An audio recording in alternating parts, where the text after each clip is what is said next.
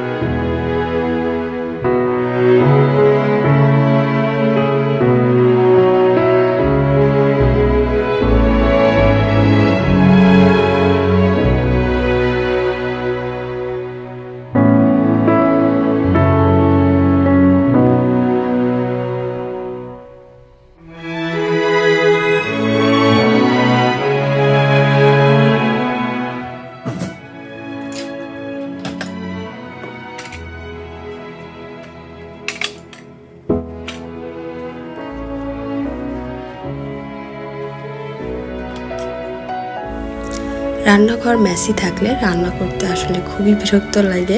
চেষ্টা করি রান্নার আগে রান্নাঘরটা একদম ক্লিন করে তারপর রান্না শুরু করার জন্য। তো তো যাই হোক এখানে রান্না বান্না হয়ে গেছে দুপুরে। তো অনেক দিন পরে হচ্ছে আলু দিয়ে বড় মাছের মাথা আর কি আলু ভাঙা করেছি। আসলে বড় যে মাছের মাথাগুলো ওইগুলো হয়তো মুড়ি ঘন্ট আর না হলে এরকম আলু ভাঙা ছাড়া কিন্তু ওইভাবে খাওয়া হয় না। তো নর্মালি দেখা যায় রুই কিংবা কাতল মাছগুলো আর কি বড় সাইজের আনা হয়। তো এগুলোর মাথা তো এমনি এমনি খাওয়া যায় না, তো এগুলো আমি একটু আলাদা করে রেখে দিই। তো অনেক দিন হয় মুড়ি ঘন্টটা বেশি খাওয়া হয়, তো অনেক দিন হয় আলু ভাঙাটা খাওয়া হয় না। তো ভাবলাম যে আজকে মাথা দিয়ে হচ্ছে আলু ভাঙাটা করি। তো এটা অনেক মজা হয়েছিল কিন্তু। আর এখানে হচ্ছে গরুর মাংস রান্না করেছিলাম। তো এই হলো আজকে দুপুরের খাওয়া দাওয়া।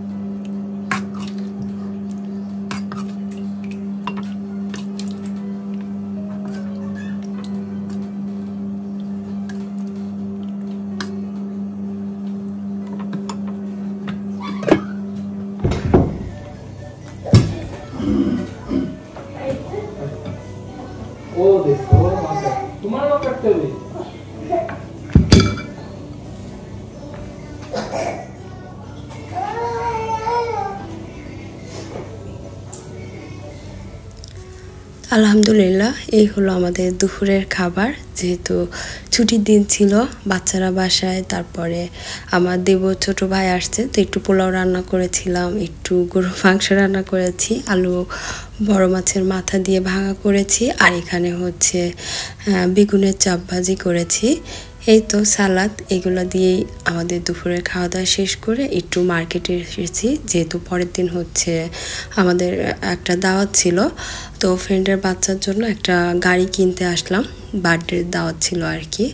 তো এখানে কয়েক রকমের গাড়ি দেখার পরে আমি আসলে এরকম টাইপের বাইক নিতে চাচ্ছিলাম, কিন্তু ভিডিওতে যেমন লাগছে আসলে বাস্তবে দেখে এত বেশি একটা ভালো লাগছিল না, আর খুব বেশি একটা হেভিও ছিল না। তো যেহেতু ছোট মানুষ, একটু ভালো টাইপের দিলে লং টাইম খেলতে পারবে। তো অনেক দেখাদেখির পরে আর মানে বাইক পছন্দ হয়নি, পরে একটা স্কুটার নিয়েছিলাম। তো এটা হচ্ছে পরের দিন সন্ধ্যার পরে, তো দাওয়াতের জন্য আর কি রেডি হচ্ছি। তো এই ড্রেসটা আমি পরে নিলাম, সাথে এই জুয়েলারিগুলো পরবো সেগুলো আর কি বের করে নিলাম। আর এই তো ঝটপট রেডি আর কি। তো আজকে প্রথমবার আমি কাতারে আসার পরে যারা বাবাকে ছাড়া আর কি দাওয়াতে যাচ্ছি, কারণ ওর একটা হঠাৎ করে আর কি কাজ পড়ে গেছে, ওর আরেক ফ্রেন্ডের সাথে একটা জায়গায় যেতে হবে। তো হচ্ছে আমার সাথে যেতে পারছে না, তো আমি আর আমার দেবর ছোট ভাই বাচ্চাদের নিয়ে আর কি একাই দাওয়াতে যাচ্ছি। আসলে কিছু কিছু জায়গা থাকে না, দাওয়াত দিলে সেই দাওয়াতটা মিছও করা যায় না, আবার না যেতে পারলেও অনেক বেশি খারাপ লাগে। তো আজকে যে দাওয়াতটা সেটা হচ্ছে যারা বাবার খুবই ক্লোজ ফ্রেন্ডের বাচ্চার বার্থডে আর কি। তো সেখানে যদি না যেতে পারি অনেকটা খারাপ লাগবে। তো কি আর করার, পরে দুজন মিলে ফার্স্টে যার বাবা ভেবেছিল যে ও কাজটা সেরে তারপর আমাদেরকে নিয়ে যাবে। তো ও ওখান থেকে আসতে আসতে মানে অনুষ্ঠানই শেষ হয়ে যাবে, পার্টিতে কেউই থাকবে না। তো পরে দুজন মিলে ডিসাইড করলাম যে না, আমি একাই যাই, হচ্ছে ও হয়তো পরে সব শেষ করে তারপরে হয়তো আমাদের সাথে আর কি জয়েন করবে। তো এই তো দাওয়াতে আসলাম।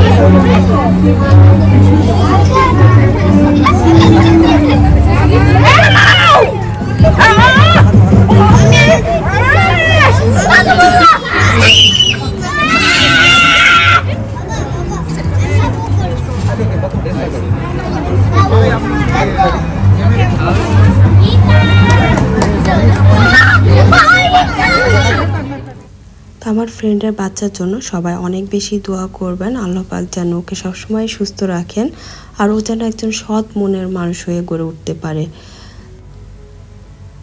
আর আমাদের রায়ান বাবাটা মাশাআল্লাহ এত বেশি মিশুক বাচ্চাটা যে ওর বাবা এবং মা দুজনেই যেহেতু জব করে, তো ওদের সাথে আমাদের আসলে অনেক দিন পর পরই দেখা হয়, কিন্তু মনের টান থাকলে যেটা হয় অনেক দিন পর দেখা হলো, মানে আন্তরিকতার দিক থেকে আমরা আগের মতোই আছি।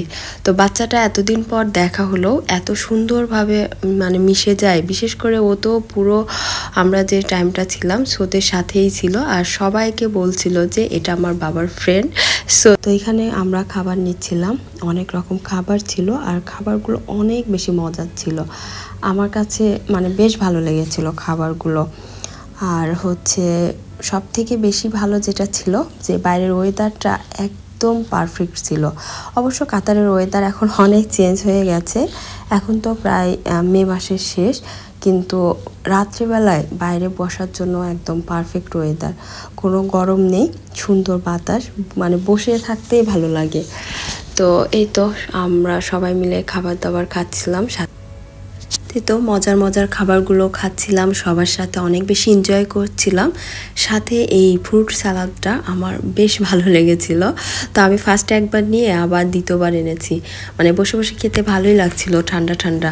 সাথে এই তো মজার কুলফি তো ছিলই, আসলে খাওয়ার শেষে এরকম ঠান্ডা একটা কুলফি খেতে পারলে বেশ ভালো লাগে।